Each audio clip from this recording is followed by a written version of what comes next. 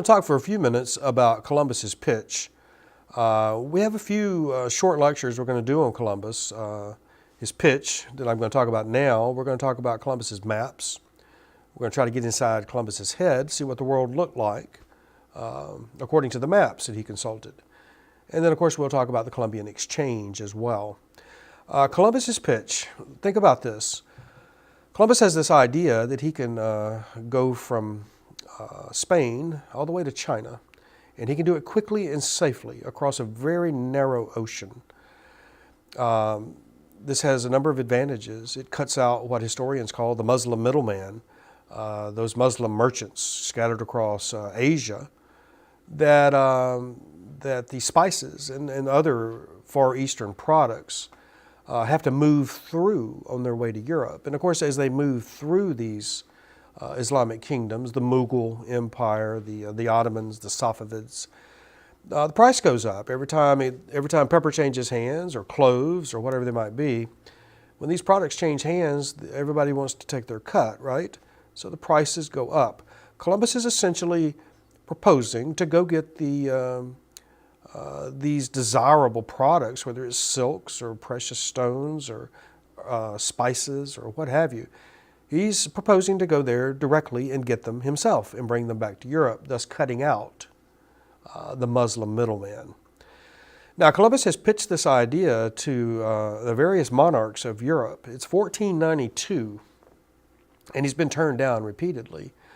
In 1492, however, Isabella and Ferdinand of Spain have just concluded the Reconquista, whereby the Christian armies of Spain have driven the Muslims out, and the Jews for that matter, back across the Strait of Gibraltar into North Africa.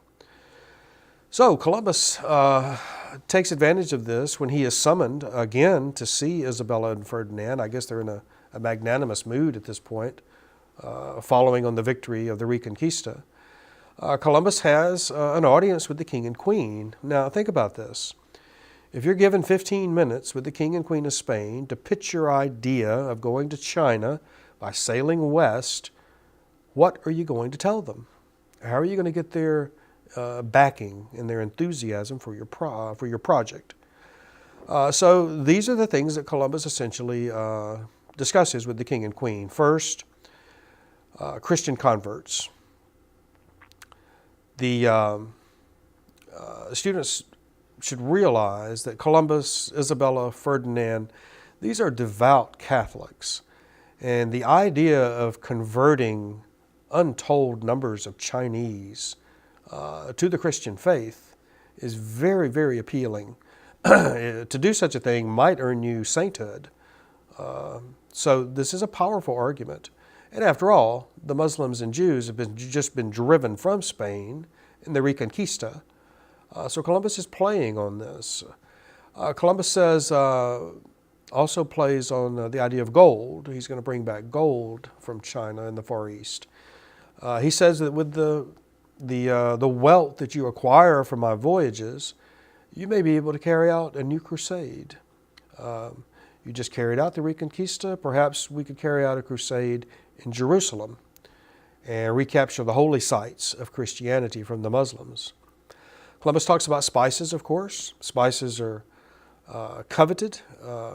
They mask the taste of food that may be going bad or is basically flavorless.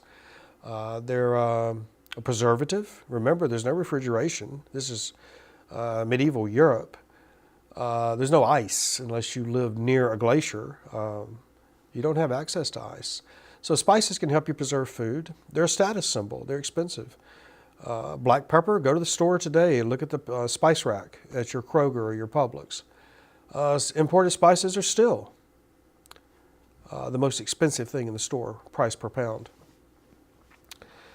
What else does Columbus pitch? A new route to the east.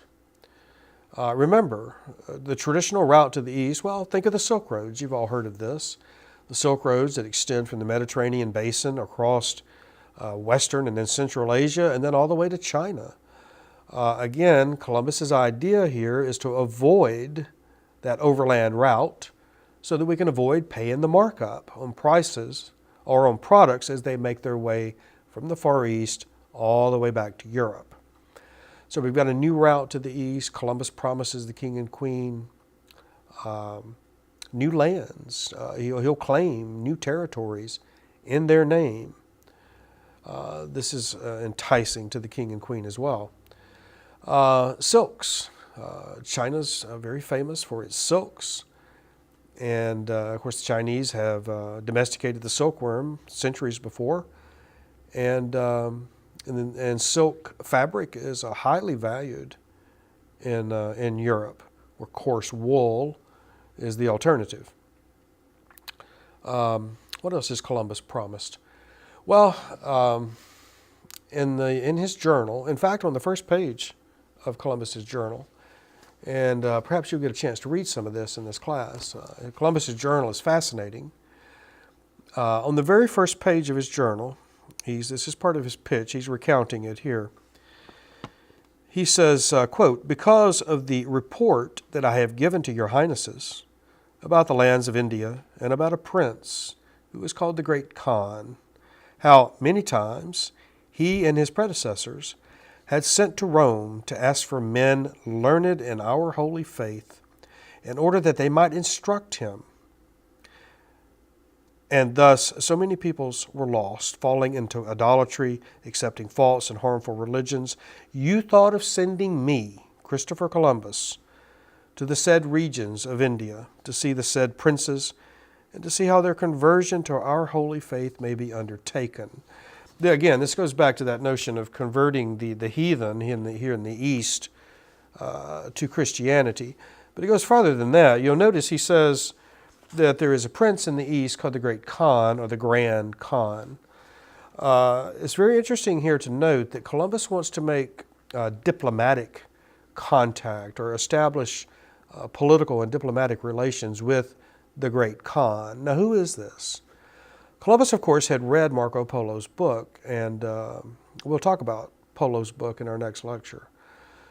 He had read Polo's book and was fascinated by the wealth that Polo described in the East, and he was equally fascinated by this figure, the Great Khan. We know him in history as Kublai Khan, the grandson of Genghis Khan, who founded the Mongol Empire, and we'll talk about this as well. Columbus wants to make contact with the Great Khan, or at least his predecessor. The Great Khan is described by Polo as the world's most powerful man, easily the richest, governing the largest kingdom in the world. China is described as self-sufficient and overrunning with valuable trade items. So Columbus's pitch is very powerful. Conversion of Chinese pagans to Christianity, the establishment of a new route to the East, skipping the Muslim middlemen, bringing silks and pepper and cloves and nutmeg and cinnamon, bringing all these valuable products back to Europe without paying the markup. Powerful arguments, playing to the king and queen's ego a bit, praising them for the Reconquista, and then alluding to perhaps future crusades, maybe next time in the Middle East or in the Holy Land, in Jerusalem. So these are powerful arguments, and of course, this time, and remember, Columbus has made this pitch a few times in the various courts of Europe. This time, he's successful. And Ferdinand and Isabella decide to lend their royal backing to Columbus's idea. Now, in our next lecture, when we look at Columbus's maps, you're going to begin to see why this idea that he proposes is very attractive. According to Columbus and the maps that he uses, the world is very small. It's about half the size that it is in reality. There's no Pacific Ocean. There's no Western Hemisphere. The Southern Hemisphere is unknown. So when we look at Columbus's maps, you'll begin to see that his pitch and his idea, this proposal, makes perfect sense. So we'll pick up Columbus again next time. Thank you.